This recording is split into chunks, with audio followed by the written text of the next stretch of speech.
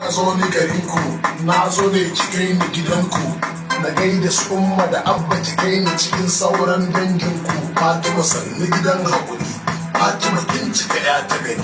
Gidan su Fatima babu hayaniya, gidan su Fatima suna da juriya. Na ga Fatima tana da tsafta, na ga Fatima akwai fahimta.